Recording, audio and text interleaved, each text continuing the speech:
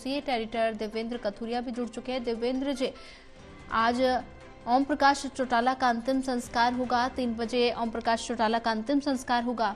तो ऐसे में अगर ओम प्रकाश चौटाला की बात की जाए तो 5 बार के मुख्यमंत्री वो रह चुके हैं, तो माना जा रहा है कि एक युग का अंत हुआ है।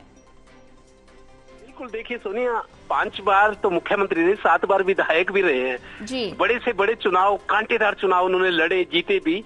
मुख्यमंत्री के तौर पर तो उनको याद किया ही जाएगा। 5 बार मुख्यमंत्री रहे, करीब 6.25 साढ़े 6 साल का कार्यकाल। 5 दिन से लेकर 5 साल तक मुख्यमंत्री रहे। कभी 5 दिन में हेम कांड हुआ था, बहुत पुरानी बात है।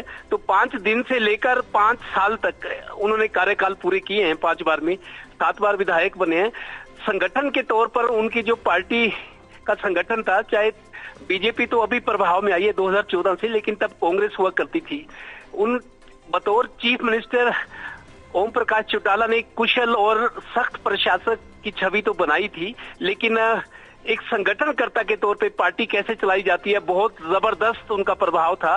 कांग्रेस के लोग भी कहा करते थे, अगर कोई पार्टी चलानी हो, संगठन के प्रति लॉयल्टी, मेहनत, संघर्ष और धमक, ये सारी चीजें इनेलो में लोगों ने देखी है।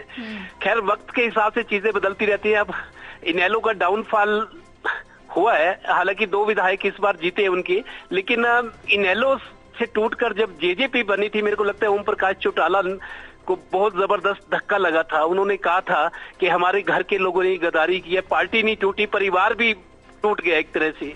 तो ओम प्रकाश चौटाला ने अच्छा वक्त भी देखा, बुरा वक्त भी। जब अटल बिहारी वाजपेयी प्रधानमंत्री हुआ करते थे, एनडीए का घटक दल था इंडियन नेशनल लोक दल, तब मिलकर सरकार बनाते थे। वाजपेयी आए थे पानीपत थर्मल में और हरियाणा में आते थे। ओम प्रकाश चौटाला की टूटी बोलती थी। राष्ट्रीय स्तर पर जिस तरीके की उन्होंने छवि बनाई थी, एक सख्त प्रशासक की, एक मुख्यमंत्री की और जोड़ने वाले व्यक्ति के रूप में भी उनको याद किया जाएगा। लेकिन पार्टी को कैसे चलाया जाए, कांग्रेस के लोग, विरोधी लोग भी कहते थे जी अगर पार्टी चलाना सीखना हो तो इनेलो से। तो इनेलो के जो कार्यकर्ता है संघर्ष करते हैं, उन्हीं की बदौलत ओम प्रकाश चौटाला अक्सर कहा करते थे कि मेरी जो पार्टी है वो फौज की उस टुकड़ी की तरह जो कभी बैरकों में नहीं रहती, वो मैदानों में नजर आती है लड़ती हुई। मतलब जुझारू किस्म की कार्यकर्ता और नेता थे। और ये भी ओम प्रकाश चौटाला की याद की जाएगी। वो अपने विधायक को कहते थे, तुम्हारे को तो मैंने विधायक बना दिया, असली कार्यकर्ता तो मेरा वो है जो पार्टी की रीढ़ है। मतलब एक अपने कार्यकर्ता की अहमियत एक विधायक से ज्यादा मानते थे। और कोई भी कार्यकर्ता, वो कहते थे रात को 2 बजे भी मेरी जरूरत हो तो बेहिचक फोन करो।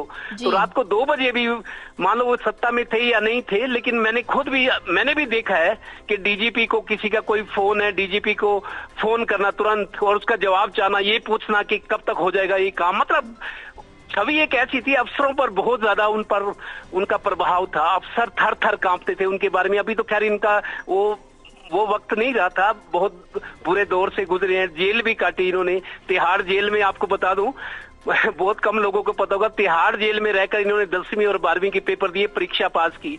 और जब ये पढ़ा करते थे तो वो चौधरी देवीलाल, जब इनके पिता थे, वो भी मुख्यमंत्री रहे 2 बार, लेकिन ये 5 बार रहे।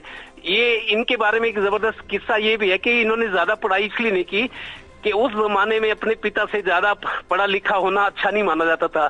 तो चौधरी देवीलाल से ज्यादा नहीं पढ़ना चाहते थे, ये कि मेरे पिता है, मैं इनका बेटा हूँ।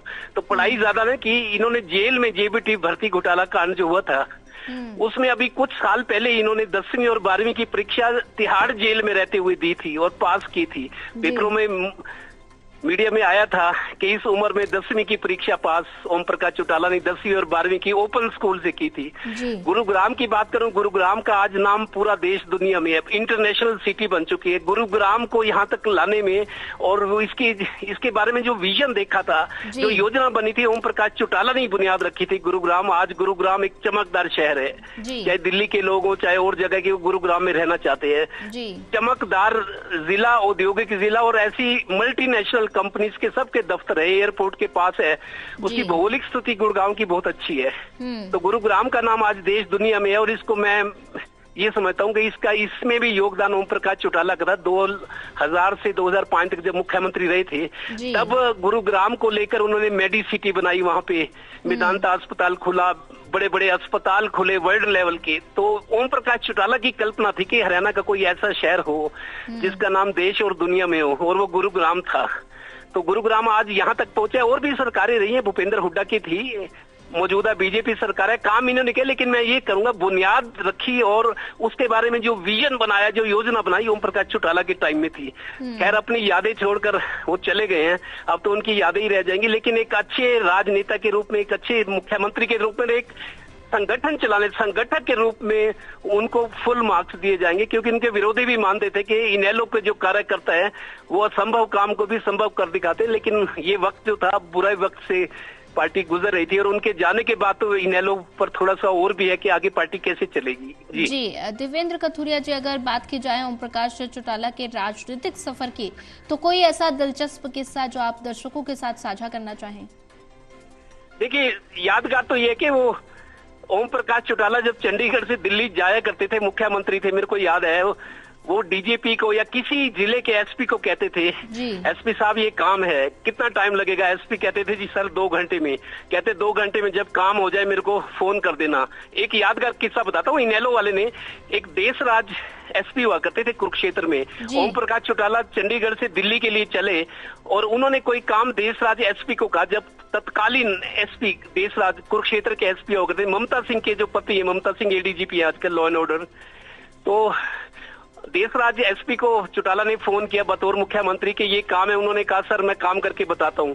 चौटाला जब कुंडली बॉर्डर पे पहुंचे, दिल्ली पहुंचने वाले थे, उनको ध्यान आया कि एसपी का फोन नहीं आया। मैंने उनको काम बोला था, तो जब फोन नहीं आया तो उन्होंने क्या किया, डीजीपी एमएस मलिक होते थे, महेंद्र सिंह मलिक, डीजीपी को ये कहा कि करनाल के एसपी को कुरुक्षेत्र का चार्ज दे दो। आप देखिए, एक मुख्यमंत्री तो प्रशासक के तौर पे उन्होंने इंतजार किया। जब एसपी ने टाइम देकर फोन नहीं किया तो उन्होंने डीजीपी को फोन किया कि करनाल के एसपी को कुरुक्षेत्र का चार्ज दे दो। इस तरह की सख्त प्रशासक की छवि थी।